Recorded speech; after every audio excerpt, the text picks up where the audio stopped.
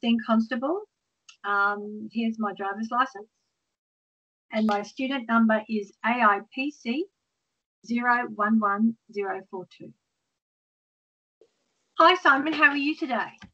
Good, thanks, Justine. Yourself? Yeah, not too bad, thank you. So what's been happening since last I met you or saw you last week with regards to Dina? How has that been going? I asked her out, yeah. Yeah. And she said right. yes. Yeah. Fantastic. And when are you going out? Saturday night. We're going to go to dinner and the movies. Great. That's well done. Well done. And how did you feel when you were doing that? Oh, yeah, I guess I'm a bit excited. Yeah. But you, okay, and I know that you said in the past to me that you can feel a bit nervous, especially when you're around girls. So how did you go about asking her out? Oh, I just chemistry class, or after chemistry class. Right.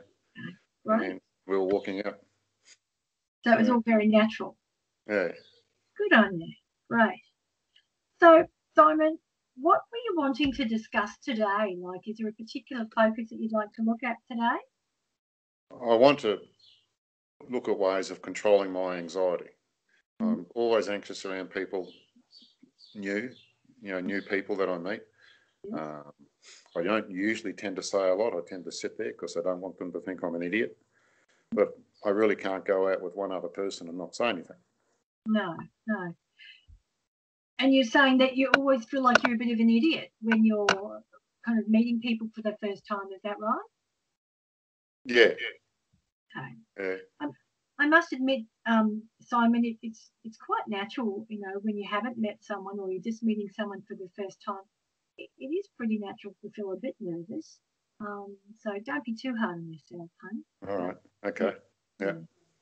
Okay, so you want to kind of look at different strategies to help minimize you feeling anxious. Is that right? That's right. Yeah. Okay. Yeah. All right. So I'm just recapping a bit too. You've recently moved in with a group of 4 people, haven't you? 4 other people into a share housing. Is that right? Yeah, 3 others. There's okay. 4. And how is that going? You're kind of living with other people. Oh, it's good now. It was a bit. I was a bit anxious around them all at first and a bit stressed, but now we all get on quite well. Oh, that's great. So how do you think you you started out being quite anxious and nervous? So how do you think you're now at this stage now where you're feeling as if you're quite comfortable with these people? How do you think that all happened? I don't know, but just all had conversations and we all know a bit about each other now. So, yeah, we're all fine. Hey. Oh, well, that's great. So you mentioned that you all started having conversations. Did you have all conversations all together, or did you started to have individual conversations with people? Oh, it's just generally if you're sitting down watching TV, someone, you have a chat, or if you're having a meal, you have a chat. And gradually we've got to know each other, and now I'm quite confident, around them all. Okay. So it sounds like you've taken the time to get to know people too, and they've got the time to kind of get to know you as well. Yeah. Right. Okay. All right. So I'm just very conscious of the time, Simon. We haven't got that much more left of this particular session today, but I'm just thinking if there's particular ways to help you maybe feel less anxious, maybe when you're meeting someone new, whether it be with a girl or just someone new. What do you think there might be some ways of helping you to feel more kind of like relaxed when you are meeting people? I guess sometimes if I just take a second or two and take a few deep breaths, it helps me settle down. Okay, so that's worked for you in the past? Sometimes, yeah. Okay, yep. Anything else you found that, has been useful for you? I guess just thinking, what's it really matter at the end of the day, maybe, sometimes. Right. Okay, so you've actually a little bit of self-talk and maybe just putting things into perspective as well? Yes, sometimes that's helped me. Great. Okay. Yeah. So you're saying you're going out with Nina on Saturday night, so it's now Wednesday, so you've got a few days. So what do you think you might be able to do, or is that, talking about using your deep breaths and maybe looking or thinking about some self-talk? Do you think those might be some strategies you might use or think about, before you go out with your date with Nina on Saturday night? Yeah, I'll see her in class tomorrow, so I might ask her where she wants to go for dinner and what movie she wants to see. That might start things going too. That's a great idea because it's involving her. That's great. Yeah. Okay. All right. Great. I'll do that. Yeah. Okay. All right. So, just wanted to recap what we've chatted about today, Simon. We've spoken a bit about, just finding different ways to perhaps minimize you feeling so anxious when you're meeting someone for the first time. And you've mentioned about, using some deep breaths, just taking a couple of those. Maybe using a bit of self-talk to kind of put yourself into perspective. Is the world going to end or not?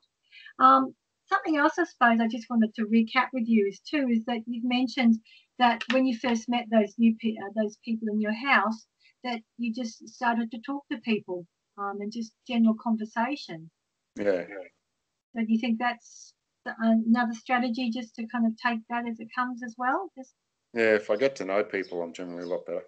Okay, right. Yeah. All right. Yeah. Well, I look forward to hearing how it goes on the date on Saturday night, Simon. So, and yeah, so we'll see you next Wednesday at the usual time, and hope it all goes well. Okay, thank you. Okay, thank you. Bye. Bye.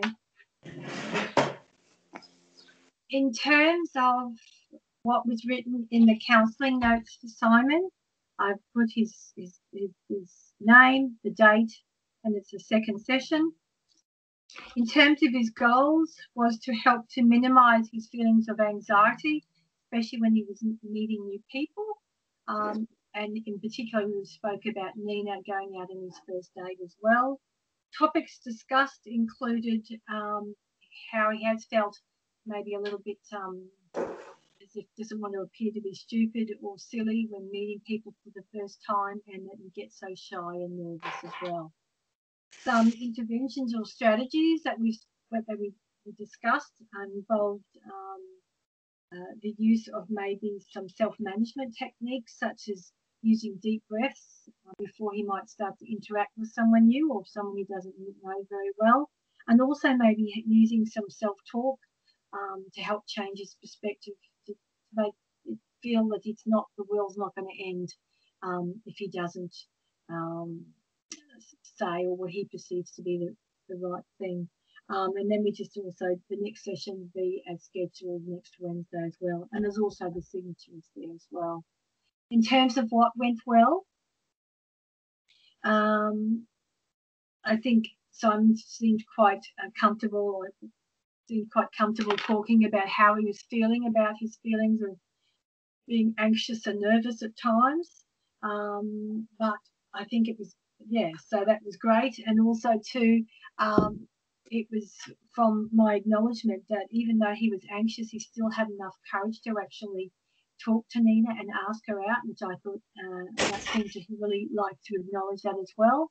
What didn't work, I still think my challenging and I think reframing was probably better than the last time I did it. This is an example of this. Challenging, I'm still not sure if I'm doing that enough. I still think I could have explored that in more detail in terms of saying he feels like an idiot. What could have been done differently, it's just an extension of what I've just said then. I'm just very conscious of the time frame. I just don't want to seem as if I'm rabbiting on too much, so but in actual fact might be I'm not rabbiting or not talking as much as I could have. Areas need to be developed. I think it's more about that active listening, making sure I'm listening and picking up those key points or words when Simon mentioned about saying he feels like an idiot. I think I could have explored that in more detail. How could I go about developing these further? I believe it's about, once again, listening and also viewing some audio or some videotapes or tapes on effective questioning techniques for challenging and reframing. Also, I think that could be involved me doing my own kind of like practice, role playing just with myself and using some of those techniques as well. With regards to the personality or development theory that I think would work specifically, would be appropriate for use with Simon, I believe the Bowlby's attachment theory may be helpful because it certainly relates to those interpersonal dimensions, which certainly kind of come to fray within the early childhood era as well. I think it also relates back to I think Simon may have possibly have an insecure attachment style. I think perhaps his attachment to his primary caregiver when he was younger may not have been as strong as it could have been. So I might use different questions as part of the strategy just to help to identify if he did have any difficulty in attachment with his mother or his primary caregivers during early childhood. And in terms of strategies I would possibly use from looking at the Bowlby attachment theory of ways I was supposed to help enhance Simon's feelings of increasing his self confidence and his self-worth, also of enhancing his capabilities to feel calm and more secure, and also be aware of perhaps his boundaries when he is maybe trying to form those new relationships with other people as well. Yeah, so thank you for that.